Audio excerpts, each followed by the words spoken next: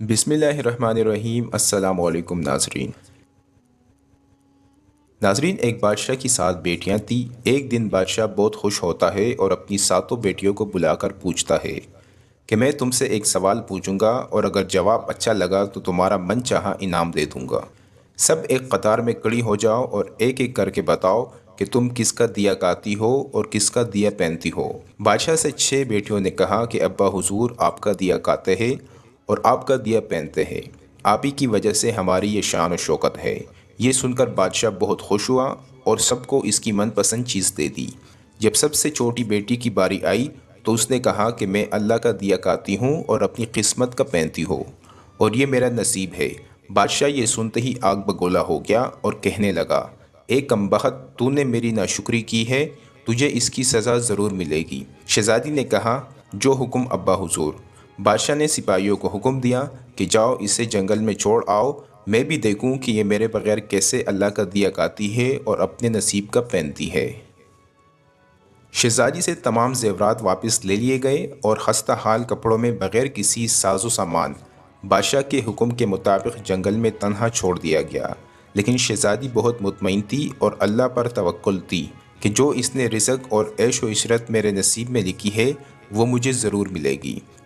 सब सिपाही शहजादी को छोड़कर वापस चले गए। शहजादी जंगल को देखने लगी, चारों तरफ दरख्त ही दरख्त थे और दोपहर से शाम होने वाली थी कि शहजादी ने सोचा कि क्यों न कुछ लकड़ियां जमा कर लूं ताकि रात को आग जलाऊं, फिर कोई जंगली जानवर पास नहीं आएगा।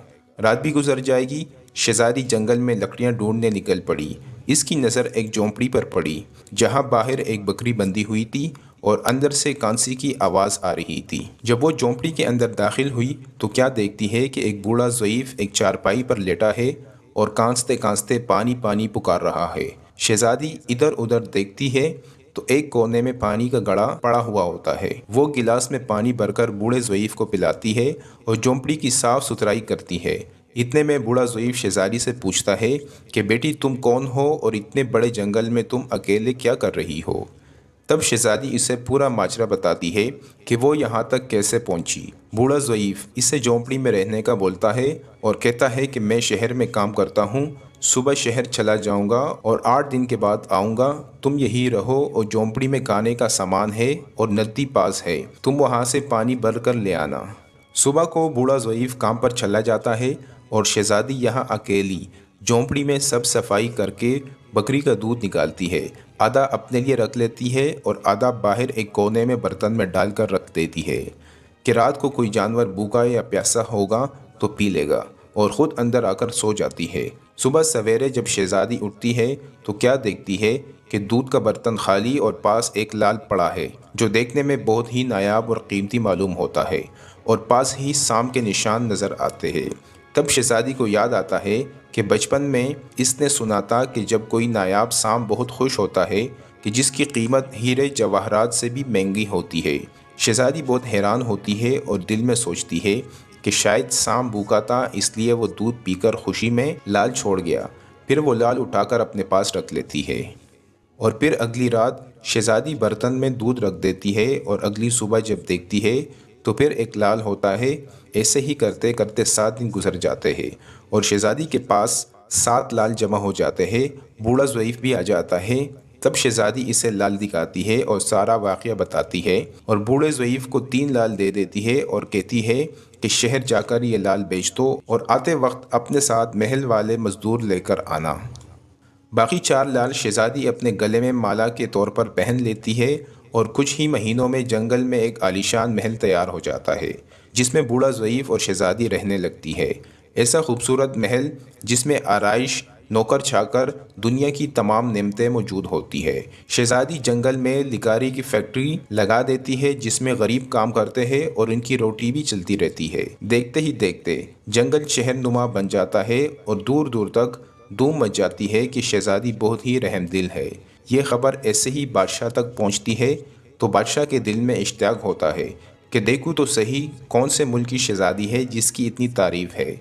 बादशाह सिपाहियों के हाथ पैगाम भेजता है शहजादी से मिलने का। यहाँ शहजादी के सिपाही जब शहजादी को बताते हैं तो शहजादी ये हुक्म देती है कि बादशाह सलामत एक ही शर्त पर हमसे मिल सकते हैं کہ وہ اپنی تمام بیٹیوں کے ساتھ آئے۔ سپاہی جا کر بادشاہ کو پیغام دیتے ہیں۔ ایک دن بادشاہ اپنی تمام بیٹیوں کے ساتھ شہزادی کے محل جاتا ہے۔ شہزادی ان سب سے چہرے پر نقاب پہن کر ملتی ہے اور ان کے لیے 7 رنگ کے کانے پیش کرتے ہیں اور ہر کانے کے ساتھ اسی رنگ کا جوڑا زیورات پہن کر آتی ہے۔ محل کی شان و شوکت خوبصورت تھی اور شہزادی کا انداز بادشاہ اور باقی تمام شہزادیوں کو بہت حیران اور متاثر کرتا ہے۔ آخر میں بادشاہ شہزادی سے کہہ ہی دیتا ہے کہ تم میری بیٹی کی جگہ پر ہو اور میں بھی تمہارے کہنے پر اپنی تمام بیٹیوں کے ساتھ آیا ہوں، پھر ہم سے یہ پردہ کس لیے؟ بہت اصرار پر شہزادی یہ کہتی ہے کہ ٹھیک ہے، میں تیار ہو کر آتی ہوں۔ سب شہزادیاں آپس میں سرگوشی کرتی ہے کہ اتنی تو تیار ہے، اتنے مہنگے زیورات پہنے ہوئے ہے، اب اور کتنا تیار ہو کر آئے گی۔ اتنے میں کیا دیکھتی ہے کہ دور سے ایک خستہ حال کپڑوں میں کوئی آ رہا ہے، اور غور کرنے پر بادشاہ کو یاد آتا ہے کہ یہ تو ابھی تک زندہ ہے۔ میں تو سوچتا تھا کہ اسے جنگل کے جانور کھا گئے ہوں گے، اور میں نے اپنے سپاہیوں کو اس کی خبر لینے بھیجا تھا، تب انہوں نے ہی بتایا تھا کہ وہاں شہزادی کا کوئی نام و نشان نہیں۔